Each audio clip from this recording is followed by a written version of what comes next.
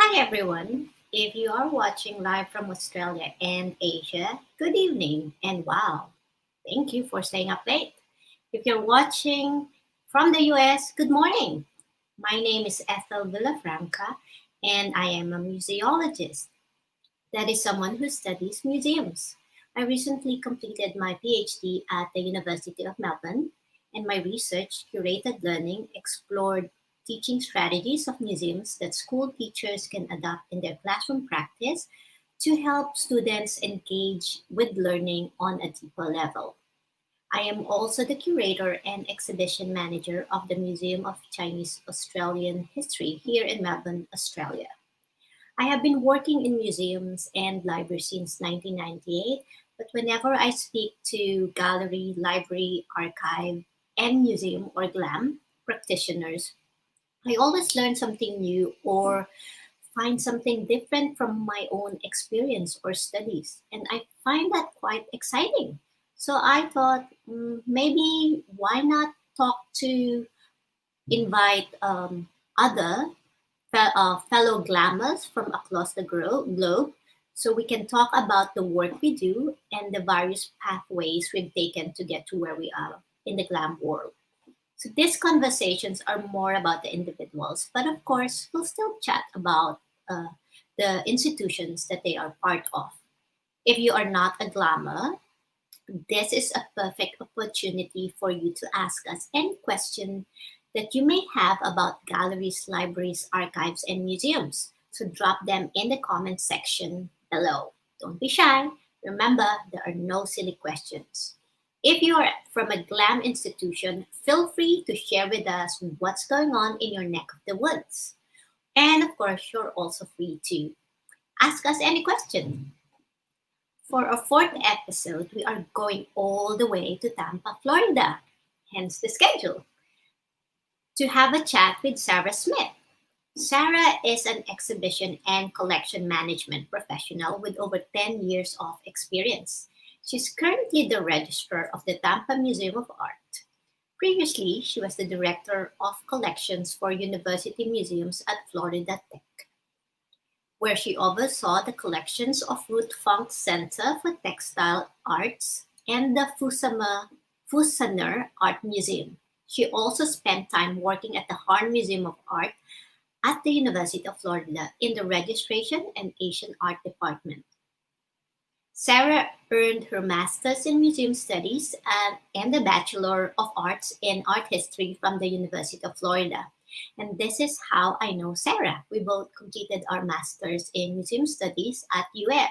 Go Gators. Hello, Sarah. Hi, Ethel. Hello. Lovely to see you. Yes, How thank are you. you? Good. Yeah. So let's get started. Tell us about how your day to day work looks like pre COVID. Pre-COVID. So, as a registrar, I'm responsible for the care of the permanent collection, and I also oversee all the logistics relating to exhibitions. And so, at the Tampa Museum of Art, we do about 10 exhibitions a year. So, I am in the galleries about 50% of the year doing physical installations. So the image you see here is of the Tampa Museum of Art from the outside. And the lights you see on the outside of the building are actually a piece of artwork that's in our permanent collection. Wow. Yeah, it's by Leo Villarreal, and it's called Sky Tampa. And I'll talk about that in a little bit. But pre-COVID, I've only been at the institution since November, and we were just going with exhibits from right when I started. And they were without a registrar for a couple of months, so things were really backloaded and behind. So I might come in, do some emails, and then get right into the galleries and start unpacking and hanging shows. So that was my day to day. So what you see here is this is a typical pre-COVID day and a post-COVID day. We're doing an inventory right now. We started that when we returned to the building after the break for COVID, for the shutdown. We are reopened. We've been open a bit earlier than other institutions. We open around June 1st. So, and we're open 7 days a week. So we just don't really stop. But in doing the inventory, which hasn't been done in almost 10 years, I'm going through trying to reconcile numbering issues. And right here is something just from last week where I found this print and I found this number on top of it. But to my surprise, that is not the number that goes with that piece. And I am currently trying to figure out what it is. So, Ooh, mystery. Did you get to solve the mystery yet? I did, just because one of our preparators was like, I think I know what it is, and I was able to backtrack it in the database. But a lot of things like that, the inventory. We're pulling objects for a show, an in-house exhibition on portraitures and figures, and so I'm just getting stuff together for our curator to review. So that's just like a typical registration thing. Like I said, we do a lot of traveling exhibitions, so unpacking and uncrating artwork. This is actually a loan that we were returning to a lender in Jacksonville. So in February, I was in Jacksonville for a week returning. Is that a Rothko? It is a Rothko, yes. Wow. Because it was a really valuable exhibition, I needed to be on site to oversee the unpacking at the lender's home. And so that was February. That was when things were a bit more normal. So hang on, this one was loaned to your museum, or you're loaning it to another institution? It was loaned to our museum, and then we traveled it to another institution. And when it left that institution, we oversaw the loans to the lender's home because we were the ones that initiated the whole process. Wow. Mm-hmm. And actually, we were doing that outside because the home did not have room to bring the crates inside, which is another interesting situation, right? The image you see here is of one of our preparators, Greer Malar, and she's doing condition reports of an exhibition that we had opened in January called White Gold. So we do a lot of, the Tampa Museum has a collection of antiquities and then contemporary and modern. So a lot of the things that we do are rather large. We have a lot of large scale pieces coming in and out of the building. And there you go, large pieces. Yeah, large pieces. So this is one of our antiquities galleries. So we have about 660 antiquities in our collection, and the education team and curatorial just put together a show about. It's called Her Story, and it's about women in antiquities, and so to put a highlight on women. And so these are two contemporary pieces juxtaposed with all the antiquities in the galleries. So can I ask how big is the collection of? The whole collection is right at about 8,000. Yeah, and so modern and contemporary takes up most of it, but the antiquities are a really special collection. Yeah.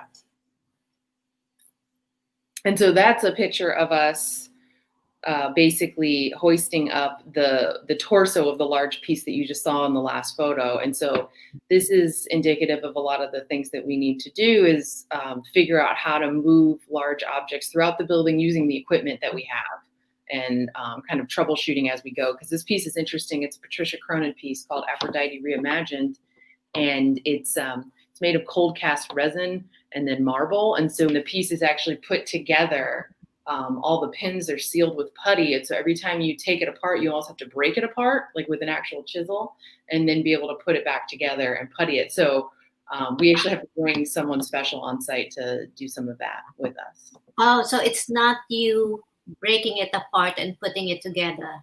Yes, we consult with someone, her foundry person that she recommends, and he matches the color of the putty, and he does all that, and he's there to help us make sure everything goes smoothly. So he was really good. Would be terrified to do that.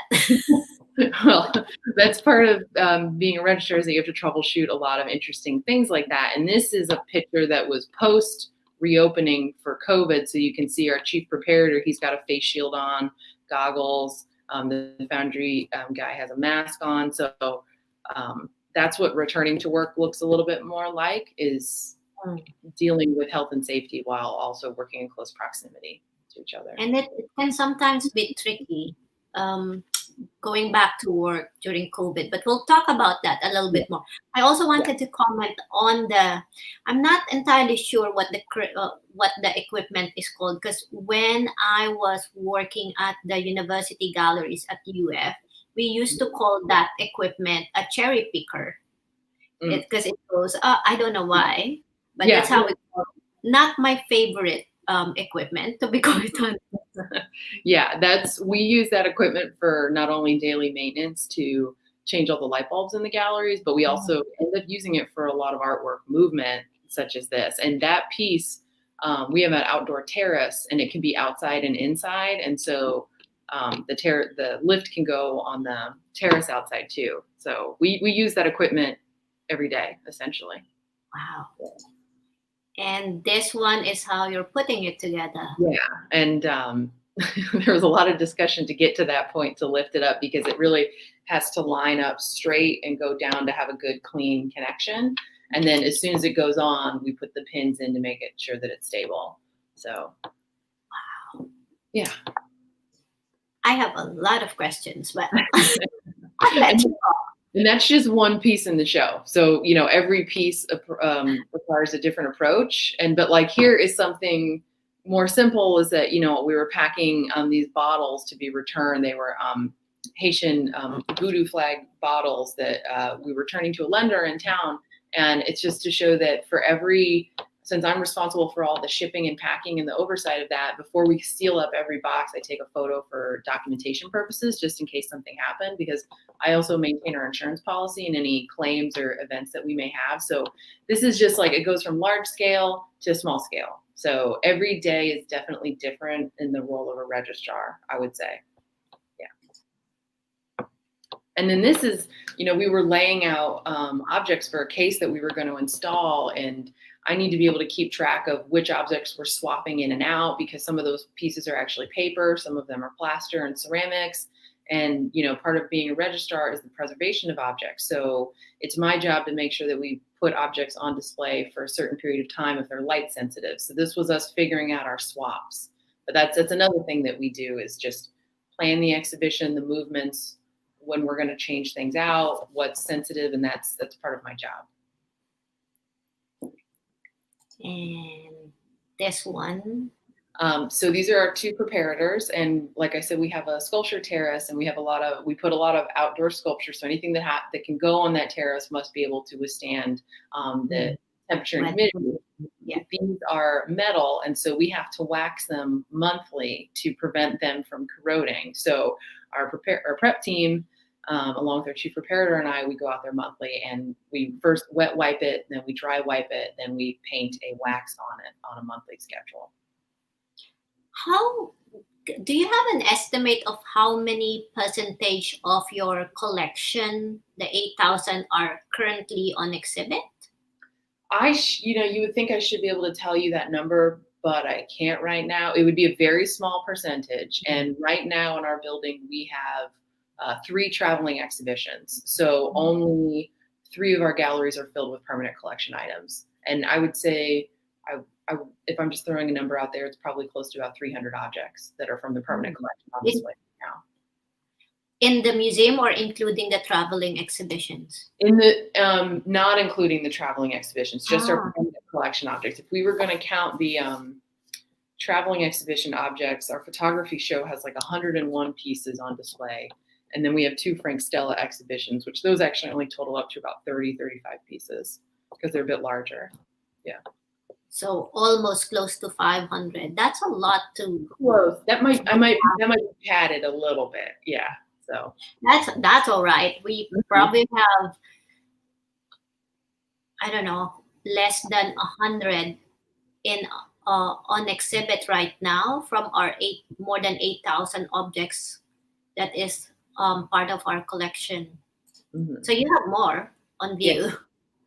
What's going on here? So this was just from last week, and this was a little bit of a last minute event from my perspective, but we had a local orchestra that composes and presents local composers' musics, and they wanted to use our galleries because they made pieces based off the artwork. And so it's also part of my job to make sure that when things like this happen in the gallery, that nothing dangerous happens, essentially. So I was there to just make sure that everything went okay. But that was a really interesting day because they played in the galleries all day, and they filmed and they recorded.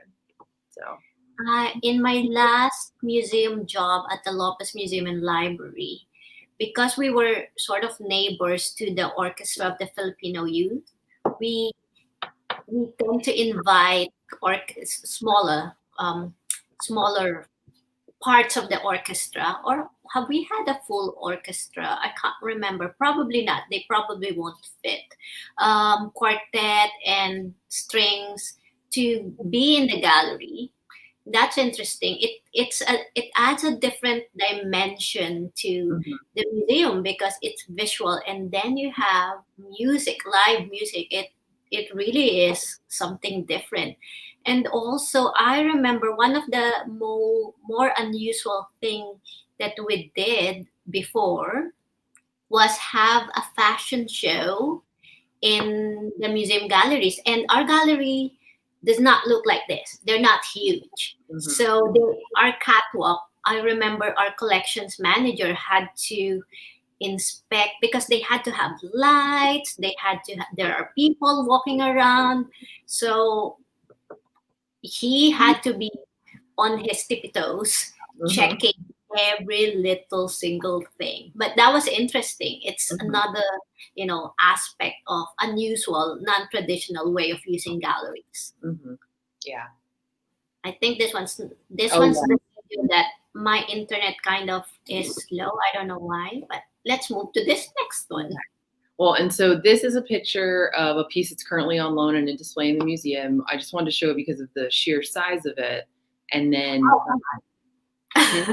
I showed this prematurely. This is for Yeah, another question. yes, yes. Look, actually, if you want to go back to the first picture that shows the building lit up, that would be Okay, great. okay. I will scroll to the first one then. But so all of the other pictures show some of the day-to-day things. Yeah. So just last week, this piece that's on the outside of the building, the lights kind of transition, and there's a beautiful light show that changes on the building. So right now it looks like it's solid blue, but the video showed that it changes almost like a rainbow, and it's a pre-programmed pattern that the artist created, and that was installed in the building originally. And now here we are 10 years later, and because it's a piece in the permanent collection, I'm tasked with making sure that it is still preserved and maintained. So, Yeah. so even though it seems like a architectural Yeah. just piece of the building, since it's new media, we've been working with the studio and our facilities manager and my curator to troubleshoot why some of the lights are dimming, maybe why we have some areas that aren't working, and dealing with the software upgrade, the PC upgrade, and that's just an example to show that although a lot of people think of registrars or the roles in museum as like we just hang artwork, we put it on the wall, there's so much more that goes on, and especially when you get into contemporary art. So that was something that took up a fair bit of time just last week. Yeah. I remember writing a paper for our registration class at UF, and I wrote about contemporary art, the really non-traditional contemporary art, and how museums take care of them. So from works like Hershey bars that fill Mm-hmm. up the walls of the room to blood to shark, a whole shark preserved in a tank. Yeah. What are Do you have a particularly challenging object in your museum that's aside from this one that's challenging to take care of, Yeah. store or exhibit? We have several. Yeah, we have a piece. It's by an artist with the last name Poblete, and it's I should have taken a picture of this, but it's rather large. It's like 10 feet by 8 feet tall, but it's made of bicycle wheels that when you turn it on, the bicycle wheels spin, and when they stop, they can kind of be in random patterns, and they're also covered in plastic flowers. But when it stops in a perfect moment, you'll notice that it's a portrait of a woman. But when visitors would walk up to it, we would turn it on with a remote, and it would start spinning, but it had all these gear chains. And so sometimes the chains would pop off. Sometimes the motor would leak oil. Sometimes I would find pieces of the plastic flower on the pedestal. So it's a piece that over time is going to be problematic. It wasn't made in a way that it'll last. And so that's a challenging piece. When it was on display, basically every other day we had an issue with it. So that's a problematic piece. We Well, also, what was that? we're saying hi to Matt White, also a fellow University of Oh, Florida Music Studies fellow. Hi, Matt. Hi, Matt. Tell us about your what you find as most fulfilling aspect of your work as registrar. I would say the most fulfilling is going from an exhibition that you've been planning for a really long time to final completion on the wall, put together. Everything was installed safely. Of course, you're always going to have issues, but that you were able to troubleshoot those issues. Yeah. And it's always very satisfying for a project to go to completion. And that's like a public facing result. But in the back of the house, I do get a lot of satisfaction from really well organized collections. There's nothing like opening up a cabinet and seeing everything like beautifully organized and tagged and housed properly. And I'm not gonna lie and say that everything's always perfect, but it is satisfying from an organizational standpoint. If you're a registrar, likely you'd like to be organized, and Mhm. I get a lot of satisfaction from that. Yeah. I got a lot of satisfaction from so my role, although my title is curator and exhibition manager, I also look after the collection. We have a curatorial assistant who we take care of the curatorial department, but part of my role is looking after our collections. And the recent because of the recent lockdown, we were close to the public, to the general public, we had time to focus more on the collections. And so what we did was rearrange the collections room. And I can tell you the satisfaction of seeing that, we had more space, we had shelves added. It was just immense. Hmm. Yeah. No, that's great. So, can you share with us the path that you took, which led to this current role? I've thought I mentioned this that we were classmates at the University of Florida, and I also mentioned that you did your Bachelor of Arts at the University of Florida. But where else? Did you know that you wanted to be a registrar or a museum worker Mhm. growing up? I did. I always loved art and I wanted to work around art, but it wasn't until I was getting my art history degree at UF that I even knew that the area of registration in museums even existed, because it is a really behind the scenes aspect of museum operations. I applied for an internship at the Harn, and one of the options was it was like you can do education, curatorial, or registration. And to me, that really I responded to that because it was like dealing with the artwork directly. And once I did that internship, I was set on that path like immediately. Like it was so satisfying to me. And I continued to do internships at the Harn. I worked as a preparator, a collections registration assistant. And then, then I found out that a museum studies program existed, and that was just perfect. So for me, I didn't stray from the path of registration and collections. That was definitely what was calling to me. And I did want to be a registrar as soon as I started working with Laura Nemers at the Harn Museum, and then I was fortunate that I was able to work at the Harn the whole time I was in school, which Mhm. gave me a lot of good hands-on experience. And because of the connections that UF does have, a previous alumni reached out to the Museum Studies program and said, "We're a textile museum and we're looking for a collections manager." And uh, an art history professor at the time, Robin Pointer, recommended me because this was his previous student, and it fell into place almost right after I graduated. And then I was at the Textile Museum for 7 years, and I loved it. And I got to be the boss of my own domain, dealing with the collections, the exhibitions. I had a role in the curatorial aspect of everything as well. And then it was time. My husband finally graduated with his degree and he got a job in Tampa, and I was fortunate that this job was open and I got it. So yeah. What is it about working with collection objects that really thrills you? Oh. I'm asking this because, okay, so don't registers, please don't take it the wrong way.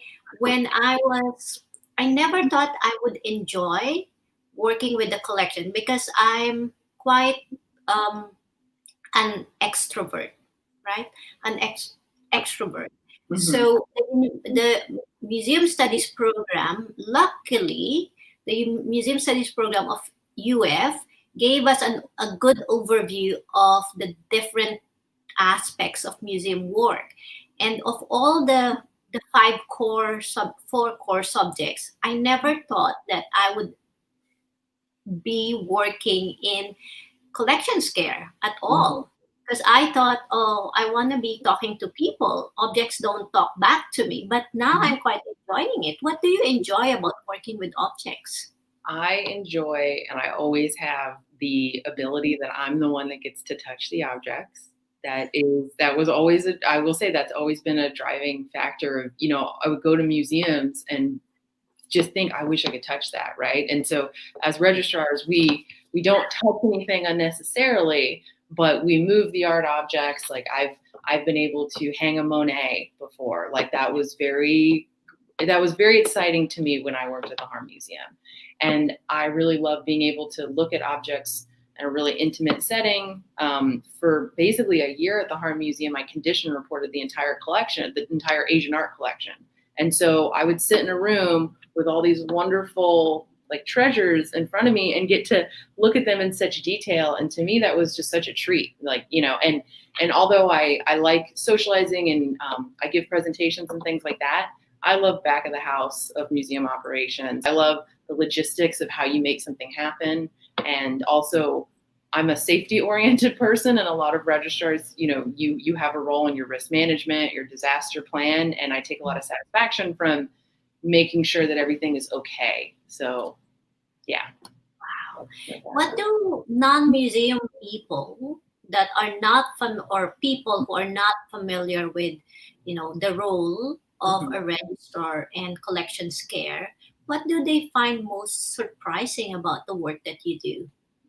I would say they find it to be the most surprising that a whole career exists for that function, because most people are familiar with curators or even educators, but a lot of people don't even consider the back of the house energy it takes to make those visions and programs happen. And so um, people are often surprised. I don't even really say I'm a registrar, because that doesn't register to people of what that is. So I say I'm just the person that deals with the logistics of all the artwork and the physical nature of the object. So, but yeah, I think a lot of people think that you just put something up on the wall and that's it, and that you're good. And there's just so much more to it. Yeah, I think a lot of people who are not familiar with museum do not really know or understand the amount of work that goes into the science and the Mhm. work that goes into taking care of objects, Mhm. whether they're on display or not on display. And Mhm. and I wanted to share this because we were doing sort of a objects check, collections check, and I came across a Chinese scroll, and I've never worked on a Chinese scroll before, and I suspected that it had stains, and I suspected that it had molds, and so I was doing my research because I wasn't familiar with Chinese scrolls issues. Always something new that I have to learn, regardless of what I'm working on at the museum. So I was doing my research, and whose thesis do I come across? Yours, Mhm. and you wrote your master's thesis on Chinese scrolls. How Mhm. cool is that? Yeah. That was a result of working with the Asian art collection, and it was an opportunity that was there, and I loved it. Yeah, yeah. Do you have a favorite museum object? I do have a favorite museum object. I picked something from the Tampa Museum of Art's Antiquities collection. So this is a black figure neck amphora. It's Greek. It's from 520 to 500 BC, ceramic. And I picked this one because I mentioned that we've just put up an exhibition of antiquities that all relate to women. And so what you see on this vase is believed to be Heracles battling two Amazonian warriors, so actually battling two women. And previously there was really not thought that women had any kind of role in those types of things, or that the Amazons didn't really exist. And this is just some really interesting graphic imagery of women on a vase, and how powerful and a role that they had. And also just, I love the fact that it is as old as it is, about 500 BC. The condition, it has been conserved. So there's a lot of pieces that have been put back together, but I think it's just a really phenomenal piece. And that's something that when I get to handle those things and move those things, it gives me chills because of how old they are and that they've survived and how, beautiful the painting is. So that's my favorite at the Tampa Museum. And answer this question, which I get. I hear this from a lot of people. So, for example, for antiquities jars, why is it that when they are conserved, they don't color in, they don't match the original object? Mm-hmm. So that's the difference between restoration and conservation. Conservation wants to passively put things back together, but not try to make it recreate like it's brand new. So they'll do in painting so that maybe the design is continuous, but they won't paint it exactly as the image is depicted because they want the viewers to know that this is an area of repair. So restoration might put it all back together, paint it, make it look shiny and brand new, but that's not what the museums really want to put out. We want to show that these are historical objects and represent them in a true fashion. And it's also very often about stabilization and preservation, not just the looks of it. So the key is to make those objects stable for generations to come. Yeah. Thank you for answering that. Well, another question that we normally get asked, and because you worked in textile and art, why are some museum galleries dark? Oh, yes. Okay. So almost all objects are sensitive to light and the deterioration of light over time. And so light damage is cumulative. So there's no taking it back. So every, 10 minutes, 10 hours, 10 months, something is exposed to light, it has an effect on the pieces. And textiles, works on paper, those are the most light and like photography, those are the most light sensitive. So that's why we keep the lights and monitor them at certain levels. So textiles usually go between 5 and 10 foot candles, which is measuring the visible light. So that's why the galleries are set so dark. And that's also why those objects need to get rotated on and off a display. They can't stay on permanently. But you can, for instance, go to a larger museum, like the Met, and they're going to have the same oil paintings on display indefinitely because they can withstand the light exposure. But textiles, works on paper are very light sensitive. And I remember this from our classes that they're not living objects, meaning we take them out. Once they're damaged, there's light damage. They don't really go back to storage and recuperate like people, unless it gets conserved or restored. Then when you bring it back next time, it's going to be in the same status where or when it went in. Yeah. And that's also the reason why you mentioned this. We rotate objects so that it's not continuously subjected to the agents of deterioration that we call like light and other pests, humidity, human handling as well, handling, pressure, etc., etc. Yeah. All right. Now let's go back to how you work and tell us a little bit how your work, the way you do things has changed because of the pandemic. And I've been reading a bit about Florida, and tell us a little bit what the status is in general in Florida. Is your museum currently closed, open? What's going on? So when things started flaring up in March, we closed because there was a shutdown from the county, as most of the state of Florida did. And so that was in mid-March. We were closed to the public until June 1st.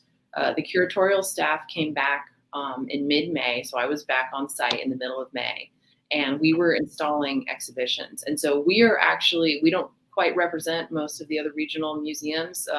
We were one of the earliest ones to reopen. So we opened on June 1st. Like, for instance, there's museums in St. Petersburg that are still not even open. So curatorial returned, and we were installing exhibitions from the middle of May until July 9th continuously, and which was rather difficult for our team, because one of the biggest challenges with that our department faces is that you can try to change the way that you work, like working remotely and things like that. But when it comes to installing shows, there's no getting around that you have to be in the building and you have to be in close proximity to each other. So like some of those pictures that I showed are really large objects, and pandemic or no pandemic, there's no other way to handle these things safely without having multiple people together. And that has been a big challenge for us because you can't social distance for many hours of your day. We tried as best as we could. We came up with some protocols such as, no one's going to share tools anymore. Everyone has their own cart, things like that, and try to be even more verbal than we already are about where you're going to move and what you're going to do. But I mean, we were in very close proximity with each other, and there was kind of no getting around it. A lot of the rest of the staff didn't come back on site. They were able to work remotely, and we were able to work remotely while we were closed because we physically couldn't be in the museum. But since we've been back, the biggest change has just been, everyone wears masks, and we just try to be more conscientious of our behavior and dealing with, I would say, the challenges of making sure you're doing your work safely and correctly while also making sure that everyone feels safe and comfortable, because everyone has a different comfort level in the pandemic. And that was an emotionally challenging situation to have everyone be on the same page and feel safe. And so we've been open 7 days a week. We still are. We put some measures in for visitors, such as, hand washing, sanitizing stations, things like that. That's the biggest change we've had. Yeah. And Florida's not doing that great when it comes to cases. So we are, it's not good. And then our county at a certain period of time was really high up there in the state. So it was difficult. Yeah. And so the pictures that you just pulled up, I pulled this up to illustrate the challenges that we had. So we did this right before the museum closed permanently, like literally a few days before the county said shut down. So this is a large Frank Stella painting in the home of a lender. And it's really large. It's like 135 inches by I think like 118. And so this is for scale to show you how large it is. And it also shows you that, there is 5 people in this photo. We couldn't do what we were about to do with less than 5 people. And everyone's very close to each other. We're all wearing masks. We're all wearing gloves. We always wear gloves. But this is to show a challenge. And so a challenge on top of a challenge being that it's a pandemic. The lenders weren't thrilled that we were in their home, but we had these plans that we needed to follow through with. And if you go to the next slide, this is the other challenge, is that it is so large to get it out of the donor's home. We have to take it off of its stretcher. And this is how it was designed for this, because the artist is well aware that you can't get things through every doorway all the time. And so we essentially unscrewed the bolt plates on the back, folded it like a taco, and you have this support beam in the middle. And then we built a structure to support it, to get it out of their house, through their kitchen, around the pool, into the truck, and then also get it into our building, because our freight elevator, it couldn't fit full size. And actually it really couldn't even go in the truck. But this was right as things were heating up. And it was a challenge. And as soon as we got back to the building, I mean, my priority was, we've got to undo this, get it put back together, stabilize it, and get it to a safe spot, which is what we did.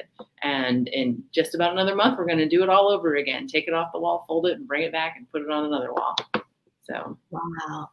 COVID or no COVID, I find this photograph really, really fascinating, because this is one of those scenes that the general public don't really see. mm-hmm. And I love the fact that the artist was well aware of how to his piece is massive and it needs to be transported. Not all artists are, aware of that and would make provisions for that. So this is I guess for an ordinary person, this would be shocking. You folded the painting? Yes.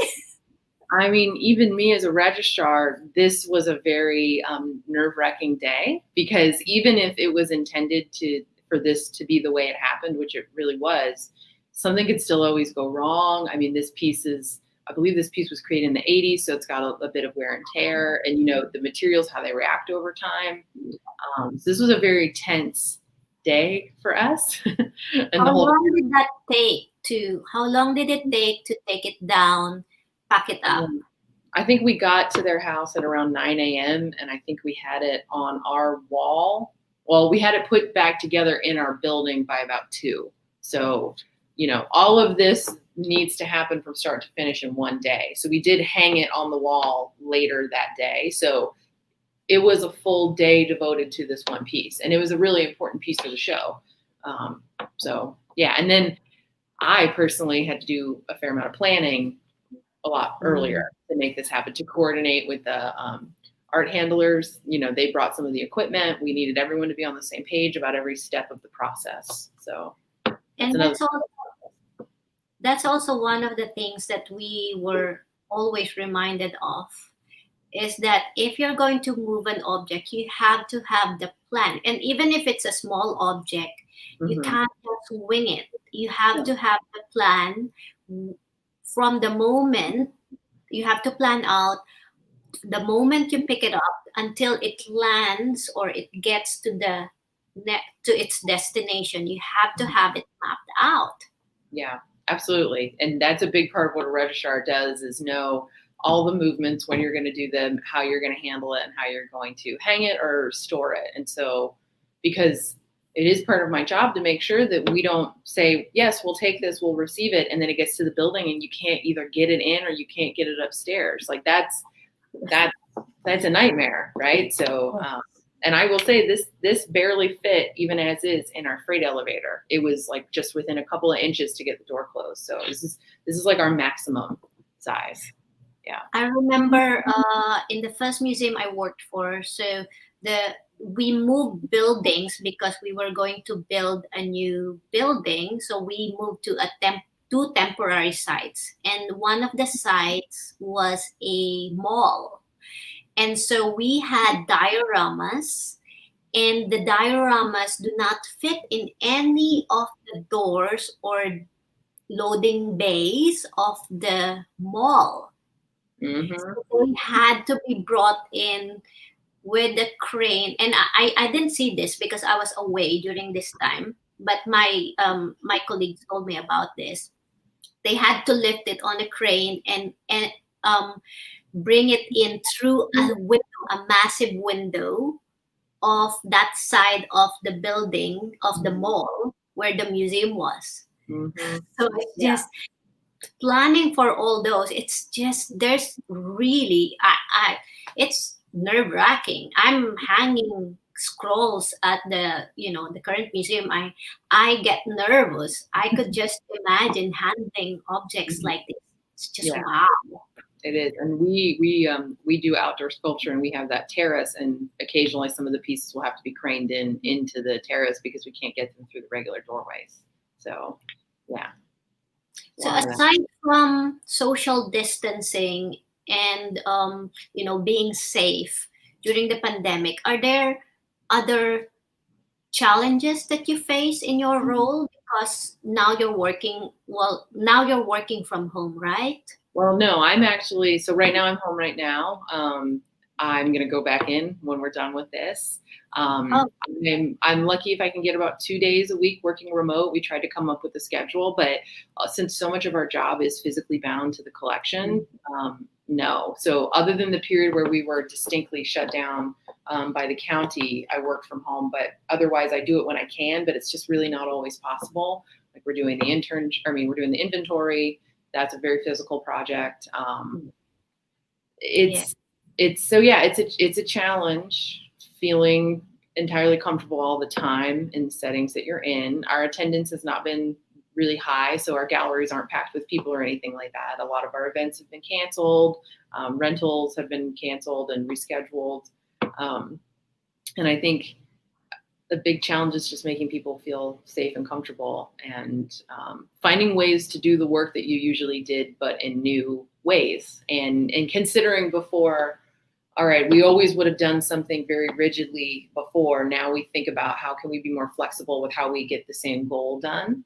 and which often does require a greater level of trust amongst your collection staff about, I don't necessarily need to be there to make sure you're doing something correctly, because I'm going to trust you as a professional that you're going to approach the project in the appropriate, responsible way. And we haven't had any problems with anything like that, but it has changed the way that we work together.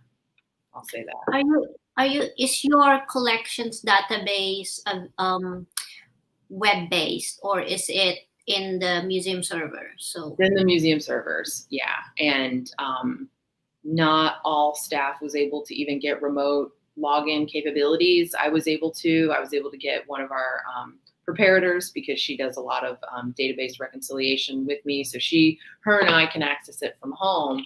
But aside from our curator, none of the other curatorial staff can. So there's these limitations on what we can get done from home. I mean, the break in some ways was great for my workflow, because it allowed me to do a lot of catch up of the desk work and database work that needed to be done. Absolutely. We were really behind on data entry. So we're a little bit more up to date with where we needed to be. And honestly, that work wasn't going to get done if we didn't take a break from doing the physical installation. Agree. I think one of the silver lining to us closing to the public temporarily was that we were able to catch up on our tasks, collections related tasks, which, because it's not public facing, somehow we always have so many things to do in the museum, and us at the museum, we're all working part-time. I work 3 days a week. There's always a long list of things we have to do, and if you are asked to prioritize between the public facing exhibitions, public programs, and collections care, you get pushed towards the public facing tasks. So we are lagging in terms of collections care, and we have had an opportunity to catch up a little bit on our collections related tasks because we are close to the public. Mm-hmm. I think one silver lining for us. The other one is that we also have difficulty because our database is also not web-based. We have difficulty accessing, even via VPN, our collections database. So it highlighted the fact that we have to update. We have to do something about this. Do you see other silver lining in this undoubtedly devastating pandemic to the GLAM world? I think the silver lining, at least for me, and I think a lot of other people at my institution would say the same, is the more flexible approach that we've taken towards what absolutely has to get done and what can get done. I think before we broke, like an example was that because we would start installing shows at 8 a.m., I'd have to come in at 7 a.m. to just get some basic things done before we started. And then I would stay till 6 p.m. just after the rest of the prep team left so that I could continue to get ahead of them for the next day. And we were so rigid and it was go, go, go. And we were meeting these intense deadlines that when we broke and came back, it gave us this space to reevaluate our exhibition schedule because we had to extend shows. We had to renegotiate all of our contracts. And that was the only opportunity to say, like, let's look at our calendar and are we doing too much? Are we putting too many expectations on our changeover? So we did. We extended the run of shows. We put up some exhibitions that can be up longer just by the nature of the materials. And so there's this, and I'd say flexibility and more compassion towards your colleagues of what you expect for them to get to you and on what timeline, because like you said, it's a devastating time. So we have our work life, but then we have the issues going on with our family and concerns over, health and safety. And so I kind of think my whole museum is functioning better and with more compassion and flexibility. And like, for instance, being able to do this today is a result of that. I would say that if this was pre-COVID and you asked me to do this, I would say, I can't, I'm too busy. Like, I can't give the hour, right? Which is kind of sad. But now I made it a priority. This is how I want to set my day up. We're not doing an installation. I can do this right now. And the flexibility and compassion. And that And I think that's a really good silver lining to that. And Mhm. most people who are not have not been involved in the museum world don't don't act don't really know how busy it is working Mhm. in a museum, because everything, especially for art museums, it's all so serene and chill Mhm. and Yeah, zen. yeah. But the work that goes on behind the scenes, it's frantic. And you It is. mentioned you start work at 7 a.m., you leave at 6 a.m. I remember when when we were installing exhibitions in my previous job, I'd be going home at 2 a.m. and back at work at 8 a.m. Mhm. Yeah, and So it's just, and so many things going on all the time. And I think it gives an impression to a lot of people. And in outside, we're all, well presented and calm and all that. It gives the impression that, yeah, maybe a museum is, a chill job. Far Mhm. from. Yeah, it is. You're right. And we have a forward-facing, very calm vibe. And then it's not always true of what's happening behind the scenes. And I mean, admittedly, I'm sure that we've all installed exhibitions where you're literally pushing your tool cart out right before the members come in to come and see it all, and you're like, phew, just got that up just in time. And so, um, yeah, Yeah, I remember times when we were retouching walls half an hour before the doors would open. yeah, Like you notice something on your last round before opening, to during the launch, and hey, hang on, we need to retouch that. yeah, So yeah, definitely. And I think now that if we notice a week after opening, like, oh, there's a mistake in a label, it's okay. We're gonna reprint it. We're gonna put it up. It's all right. Like we're all really trying, and I think that at least all the colleagues that I know, like, we're all always trying to do a good job, and we're also going through a pandemic together. So yes. you do what you can, and you just try to keep on going. Yeah. Yeah, keep your sanity. Let go of the things that cannot be immediately done. That is Hmm. not, you know, life changing. Hmm. And Yeah, I think that's a very good point about compassion, being compassionate, towards your colleague. yeah. And with that, I would like to thank you for joining us. But before I go, oh, we have a comment from Matt. I want to bring this up. At my first exhibition opening, it was my job to stand next to a wall and keep people from touching the wall that still had wet paint. Thank Yep. you for bringing that up, Matt, because, sometimes I feel so daunted and insecure about my job because, as I mentioned, I've probably gone around the different museum roles. So Mhm. I started as an educator, I went into admin, curatorial, exhibitions, marketing, etc., etc. But I've never really been, a, you know, responsible for the collection. So I'm always so daunted by, oh my gosh, do I know what I'm doing? But it kind of helps, it really does help, knowing that you are not the only one experiencing these things that you are judging yourself for, that your lapses, your inadequacies. So thank you for bringing that up. I know it's not related to collection, but yes, it has. Yeah, I'm sure there are other museums who've had that experience to absolutely. Yeah. finish, as they say. Mhm. Thank you for sharing that, Matt. Yeah. And I wanted to bring up that next week we are going to have, Cecil Galicame. We're going back to the Philippines for our chat. She is the director of Museo de la Salle, which is interesting because it's a lifestyle museum. It's a recreated, um, traditional, one of the traditional houses in the Philippines. So it has, um, dining room, bedroom, etc., etc. Spanish period house. in the Philippines. And she is also an educator. So we'll talk about museum educator education or public programming in our next episode.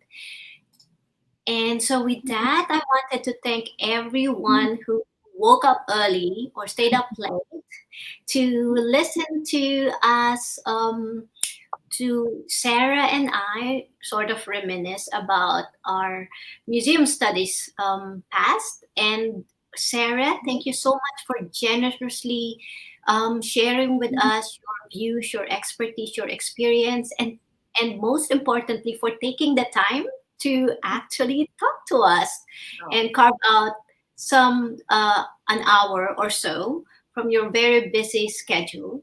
And well, I wish you really well with what's going on in Florida and in the museum. And for everyone else watching, thank you so much. Stay safe, be kind to yourself, and be kind to others. Bye.